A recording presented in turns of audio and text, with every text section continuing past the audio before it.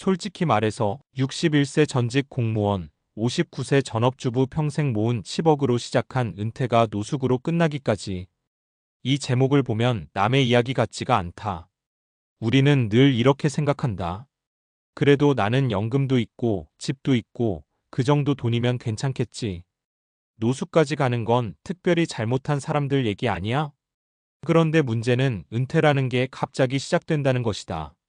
정년퇴직 날짜는 달력에 찍혀 있는데 그 이후의 삶은 아무도 구체적으로 알려주지 않는다. 회사에서는 축하 꽃다발을 주고 가족은 이제 좀 쉬세요라고 말하지만 정작 본인은 아침에 눈을 떠서 갈 곳이 없다는 사실 앞에서 멍해진다. 그리고 그 순간부터 인생의 규칙이 완전히 바뀐다. 월급은 더 이상 들어오지 않는데 돈은 생각보다 훨씬 빠르게 빠져나간다.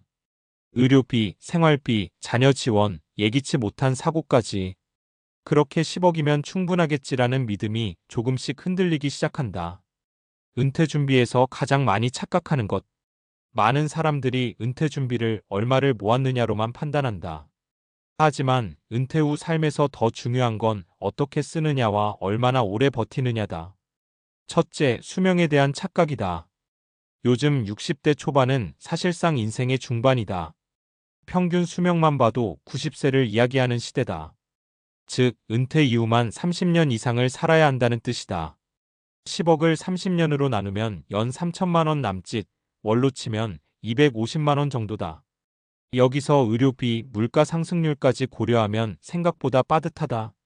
둘째, 지출은 줄어들지 않는다는 점이다. 일을 안 하니 돈을 덜 쓸 거라고 생각하지만 현실은 반대다. 병원 갈 일은 늘고 집에 있는 시간이 길어지니 생활비는 오히려 늘어난다. 특히 배우자가 전업주부였던 경우 두 사람이 하루 종일 함께 지내면서 생기는 소비도 무시할 수 없다. 셋째, 현금 흐름에 대한 준비 부족이다. 집이 있어도 예금이 있어도 매달 들어오는 돈이 없으면 불안은 커진다. 그래서 무리한 투자, 검증되지 않은 사업, 지인의 권유에 쉽게 흔들리게 된다. 이게 은퇴 이후 인생을 무너뜨리는 가장 흔한 시작점이다. 사례 공무원이었으니까 괜찮을 줄 알았어요. 어 씨는 61세 전직 공무원이었다. 연금도 있었고 퇴직금에 저축까지 합쳐 약 10억 원을 모아두었다. 본인도 주변에서도 이 정도면 걱정 없다는 말을 많이 들었다. 문제는 은퇴 후 2년쯤 지나서였다.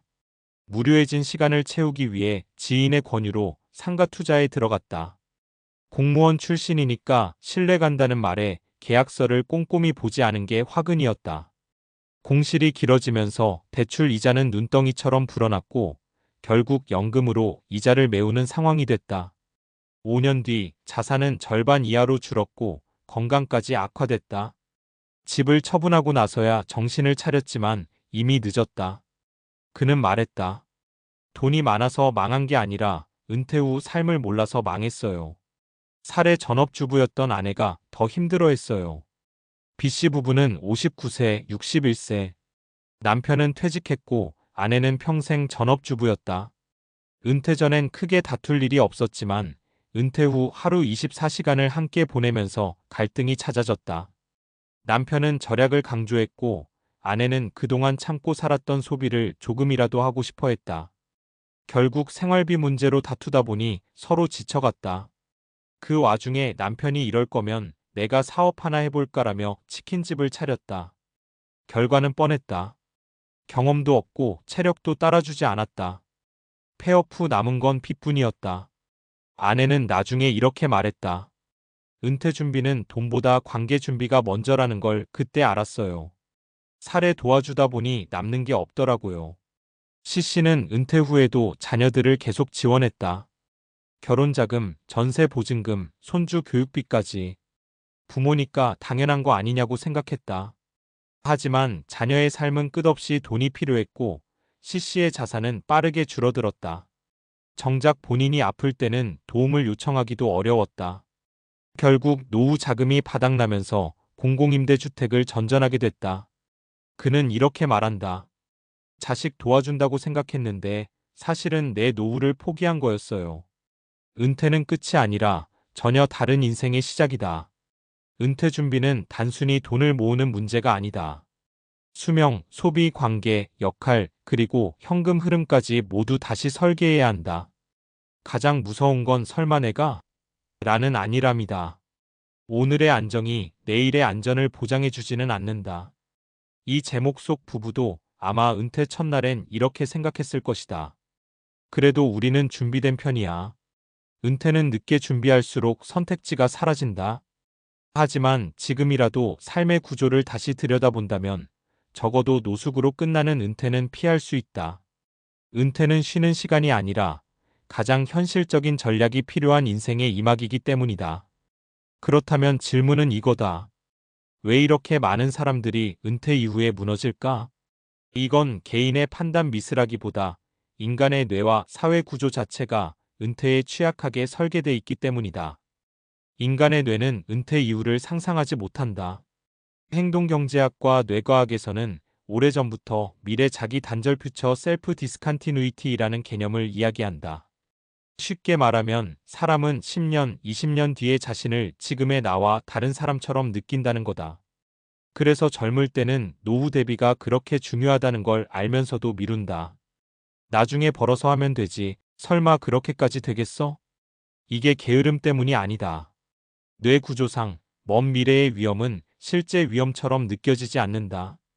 특히 정기적인 월급을 받아온 사람일수록 이 착각은 더 강하다. 평생 매달 돈이 들어오는 환경에 익숙해져 있었기 때문이다. 그래서 은퇴 후에 가장 먼저 무너지는 게 돈이 아니라 판단력이다.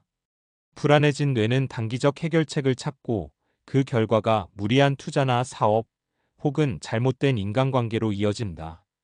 은퇴 후 빈 시간은 뇌를 빠르게 망가뜨린다.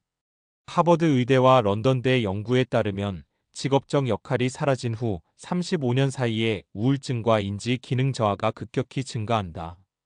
특히 남성에게서 이 현상이 두드러진다. 이유는 단순하다. 일을 그만두면 돈만 사라지는 게 아니라 사회적 역할, 하루의 구조, 내가 쓸모 있는 사람이라는 감각, 이 세 가지가 동시에 사라진다. 문제는 이 상태에서 결정을 하면 거의 항상 위험한 선택을 하게 된다는 점이다. 뇌는 공허함을 견디지 못한다. 그래서 자극을 찾는다. 그게 도박일 수도 있고, 투자일 수도 있고, 사업일 수도 있다. 은퇴 후 실패 사례를 보면 공통점이 있다. 심심해서, 답답해서, 뭔가는 해야 할 것 같아서 시작했다는 말이다. 이건 경제 문제가 아니라 명백한 뇌 건강 문제다. 은퇴 준비의 핵심은 돈이 아니라 속도 조절이다. 재무학적으로 봐도 은퇴 후 가장 위험한 건 초기 5년이다. 이를 시퀀스 리스크라고 부른다. 은퇴 초기에 큰 손실이 발생하면 이후 아무리 절약해도 회복이 거의 불가능해진다. 왜냐하면 이 시기에 사람들은 아직 소비 습관을 조정하지 못했고 심리적으로도 아직 괜찮다는 착각 속에 있기 때문이다.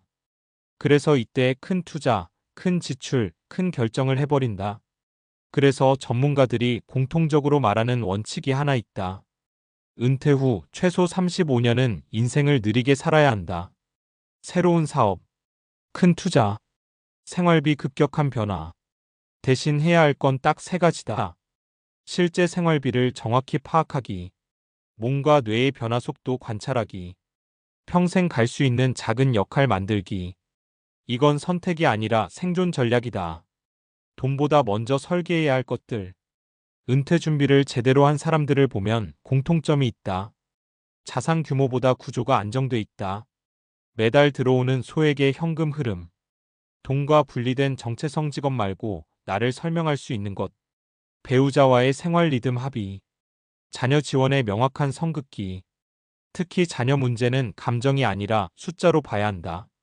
재무 설계에서는 자녀 지원은 은퇴 자산의 1015%를 넘기지 말라고 권한다. 그 이상은 부모의 생존 확률을 급격히 떨어뜨린다. 냉정해 보일 수 있지만 부모가 무너지면 자녀도 결국 무너진다. 이건 수많은 데이터가 증명하고 있다. 은퇴는 노후가 아니라 장기전이다. 이제 은퇴는 인생의 끝이 아니다. 두 번째 인생의 시작이라는 말도 사실 정확하지 않다. 현실적으로는 가장 긴 장기전이다. 체력은 줄고 회복 속도는 느려지고 선택을 되돌릴 기회는 거의 없다. 그래서 은퇴 이후의 삶은 낭만보다 전략이 필요하다. 다시 처음 제목으로 돌아가 보자. 평생 모은 10억으로 시작한 은퇴가 노숙으로 끝났다. 이건 극단적인 예처럼 보이지만 구조를 뜯어보면 전혀 특별하지 않다. 준비되지 않은 은퇴의 끝은 대부분 비슷한 방향으로 간다.